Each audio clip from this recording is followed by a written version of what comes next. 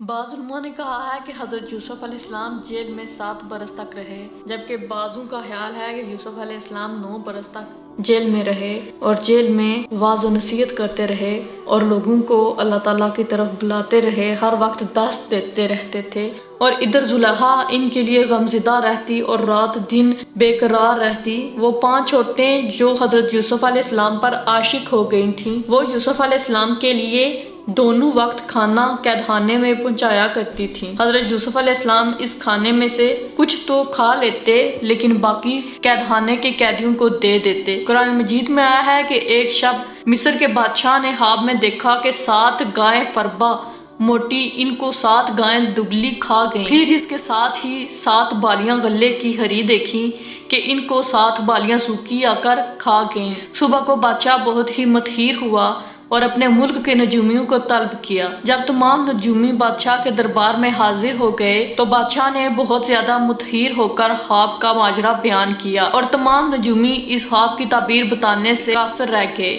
آخرکار کہنے لگے کہ بادشاہ سلامت، یہ تو بڑے اچنبے کا خواب ہے اور ہم لوگ اس خواب کی تعبیر نہیں بتا سکتے۔ اس بات کو سن کر بادشاہ اور بھی زیادہ حیران ہو گیا کہ آخرکار اس خواب کی تعبیر کون بتائے گا۔ وہی ساقی جو کہ حضرت یوسف علیہ السلام کے پاس تھا قید خانے میں، وہ بادشاہ کے پاس اس وقت موجود تھا۔ اس کو وہ بات یاد آ گئی جو حضرت یوسف علیہ السلام نے اس کو خواب کی تعبیر بتائی تھی۔ وہ اتنی مدت کے بعد اس کو یاد آئی اور پھر اس نے اس وقت اپنے بادشاہ سے کہا کہ اس خواب کی تعبیر ایک شخص بتا سکتا ہے۔ اس نے بادشاہ سے کہا کہ یوسف نام کا وہ شخص ہے، اس کے پاس ہم نے یہ بیان سنا تھا اور یہ اپنا ماجرا بیان کیا تھا۔ چنانچہ اس نے خواب کی تعبیر کہی تھی تو وہ ہاتھوں ہاتھ سچ نکلی تھی۔ اگر حکم ہو تو میں اسے بلاؤں، وہ خواب کی تعبیر بتا سکتا ہے۔ بادشاہ نے حکم دیا کہ اچھا اس خواب کی تعبیر معلوم کی جائے۔ ساقی نے یوسف علیہ السلام کے پاس جا کر ان سے معذرت کی کہ میں آپ کی بات بادشاہ کو کہنا بھول گیا تھا۔ یہ سن کر یوسف علیہ السلام نے اس ساقی سے کہا کہ یہ بھول چوک ہونا تمہارا ہمارے لیے باعث گردش تھا اور میں نے ابھی قید خانے میں رہنا تھا۔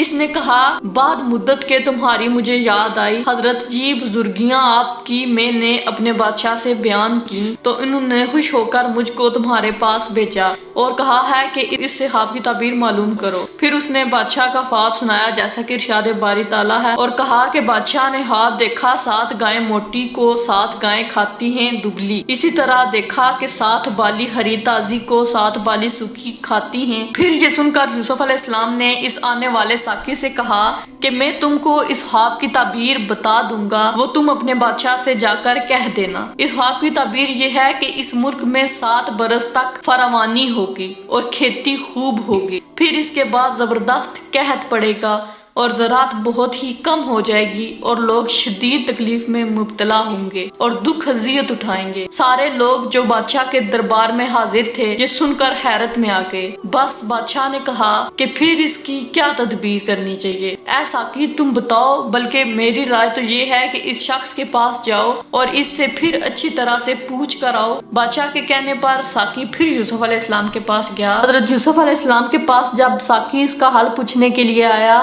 تو یوسف علیہ السلام نے بتایا کہ اس کا حل یہ ہے کہ 7 برس تک خوب بارش ہوگی، خوب غلہ ہوگا اور آپ نے گندم کو ایسا کرنا ہے کہ جو ضرورت ہو اسے کھا لینا ہے اور باقی کی گندم بالیوں سمیت ذخیرہ کر لینی ہے۔ اس کی گندم کے جو دانے ہیں وہ نہیں نکالنے بلکہ دانے گندم ٹنٹنوں سمیت ذخیرہ کرنی ہے۔ یہ سب کچھ جب ساقی نے واپس آ کر بتایا تو مصر کے سب لوگ وہاں موجود تھے۔ سب کے سب یہ سن کر بہت حیرت میں آ گئے اور اس بات کی بادشاہ نے بھی تصدیق کر دی اور بادشاہ نے کہا کہ یہ شخص تو بڑا ہی عقل مند اور دانا ہے اور قابل وزارت ہے۔ اس کے بعد اسی ساقی سے پوچھا کہ وہ شخص کیسا ہے اور اتوار اس کے کیسے ہیں؟ ساقی بولا وہ عقل مند صالح ہے اور اس کی بہت سی صفتیں بیان سے باہر ہیں۔ عزیز مصر نے اس کو مالک بن زغر سوداگر سے مول لے کر بطور غلام کے اپنے گھر پر رکھا۔ بادشاہ نے پوچھا کہ اس کو قید میں کیوں رکھا تھا؟ ساقی بولا کہ وہ شخص یہ کہتا ہے کہ میں کسی کا غلام نہیں ہوں، میرے بھائیوں نے مجھے حسد اور دشمنی سے بے گناہ مالک ابن زغر سوداگر کے پاس بیچ دیا۔ یہ حال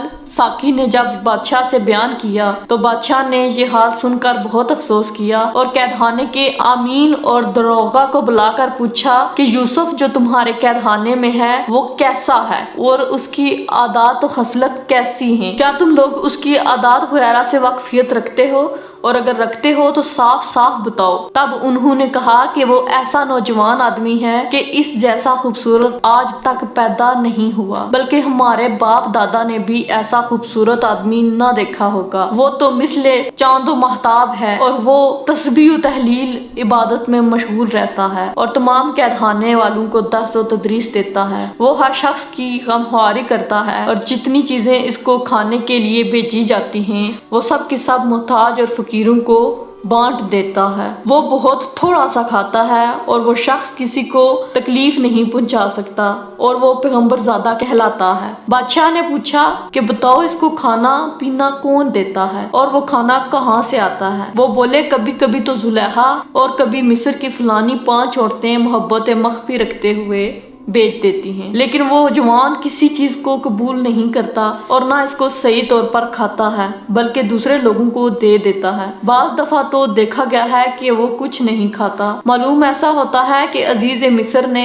اس بے گناہ کو عورت کی تہمت کی پاداش میں اس قید خانے میں رکھا ہے۔ پھر یہ سن کر بادشاہ نے کہا اچھا اب عزیز مصر کو بلاؤ۔ جب عزیز مصر بادشاہ کے پاس حاضر ہوا تو اس سے بادشاہ نے پوچھا کہ تم اس صالح نیک مرد کو کس واسطے قید خانے میں ڈالا ہے؟ ناحق مرد خدا کو اذیت دیتے ہو اور مجھے بتاؤ کہ تم اس کو کہاں سے لائے ہو؟ عزیز مصر نے بادب عرض کیا کہ حضور آپ کو معلوم ہوگا میں نے اس مرد خدا کو مالک بن زغر سوداگر سے خریدا ہے اور میں نے تو اس کو اپنا بیٹا بنا کر رکھا تھا اور اپنے سارے گھر کا مالک و مختار بنا کر رکھا تھا اور میں یہ جانتا تھا کہ وہ میری خیانت نہیں کرے گا اور میرے گھر میں بد نظری نہیں رکھے گا، لیکن اس نے ایسا ہی کیا اور اس بارے میں پکڑ کر میں نے اسے قید میں ڈال دیا۔ یہ ساری کیفیت جب بادشاہ سن چکا تو بادشاہ نے اسی ساقی سے کہا کہ تم عزت و اکرام کے ساتھ یوسف کو گھوڑے پر بٹھا کر میرے پاس لاؤ۔ تب بادشاہ کے کہنے سے ساقی نے حضرت یوسف علیہ السلام کے پاس جا کر وہ تمام باتیں بیان کر دیں جو بادشاہ اور عزیز مصر کے درمیان ہوئی تھی۔ یہ باتیں سن کر یوسف علیہ السلام نے ساقی سے کہا کہ تم بادشاہ کے پاس جا کر بولو کہ میں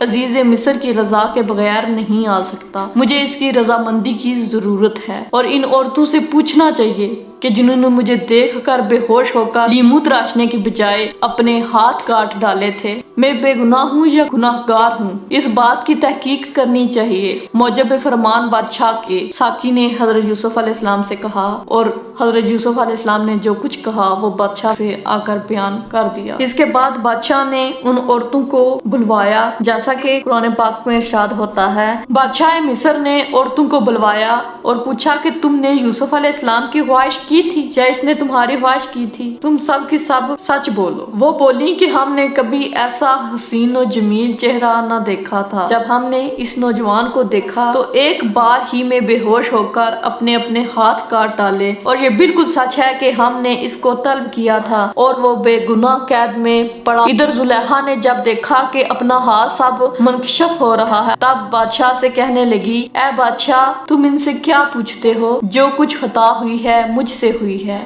اور جو شخص فکر مند ہوتا ہے تو حاکم اس کے لیے گواہ پیش کرتا ہے، لیکن میں تو اپنا گناہ خود ہی قبول کر رہی ہوں کہ یہ گناہ مجھ سے سرزد ہوا ہے اور یوسف علیہ السلام بے گناہ قید میں ڈالا گیا اور میں اس کے عشق میں بے قرار ہو رہی ہوں۔ اب آپ مجھے جو چاہے سزا دے دیجئے۔ زلیخا کی یہ آوازاری سن کر لوگ بڑے متعجب ہوئے اور سب کی آنکھوں سے آنسو جاری ہو گئے۔ عزیز مصر نے یہ حال زلیخا کا دیکھ کر اس کو چھوڑ دیا اور نہایت شرمندہ اور پشیمان ہو رہا تھا۔ وہ چند ہی روز میں اسی غم میں مبتلا رہا اور اس کے بعد اس کا انتقال ہو گیا۔ بادشاہ حضرت یوسف علیہ السلام کے لیے مضطرب ہوا اور پھر فرمایا کہ یوسف کو میرے پاس لاؤ۔